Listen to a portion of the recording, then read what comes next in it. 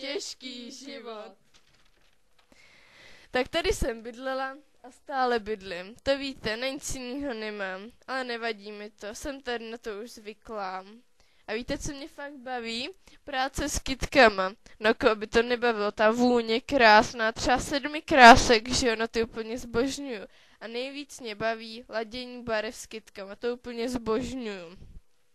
Již, a takhle teď vypadám, to je hrůza, co? Strašně jsem stloustla.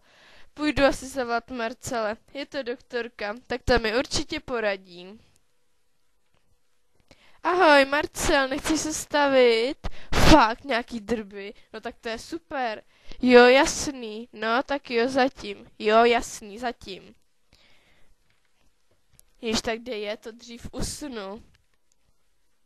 Už tady asi bude jdu otevřít. Ahoj, Marcel. Ahoj, ráda tě vidím, tak co tě trápí? Víš, stloustla jsem. A tak jestli bychom nedal nějaký prášky na hubnutí. No, jenže to prostě už nejde. A proč by to nešlo? Všechno jde. Protože jsi těhotná. Cože? Ale já si tě nebudu moc nechat. Pochop mě. No já tě sice chápu, ale dítě si budeš muset nechat, nic jiného nejde. A co třeba potrat? Jenže na potrat už je pozdě. Ježinku, já mám v tom životě takovou smůlu. No tak ho dám k adopci, jiný nápad už nemám. No, leda, že by jsem si ho nechala já.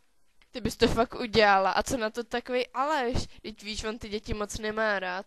No, necháme to najít, zahrajeme si plácanou.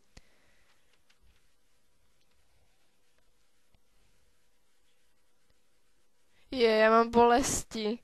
Ahoj, maličký. Ahoj, malička.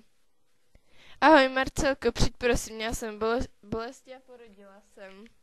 Ahoj, díky, že jsi přišla. Ahoj. Auto už čeká z kojeneckého ústavu. No tak to, aby jsme už šli. Nechci to prodlužovat. Gabi, tady ve složce u nás je, že jsme adoptovaný. Tak zjistí adresu naší mámy. Poděbradova 138. Je super, tak ahoj. Tady to bude. Dobrý den, co si přejete? Jste paní Koudelková? Ano. Ano, tak to jsme vaše děti. Dceruško, vítej tady doma. Synáčku, ty taky. Víte, já jsem byla hodně chudá, no jsem se nechat. Tak, to je tvoje rodina.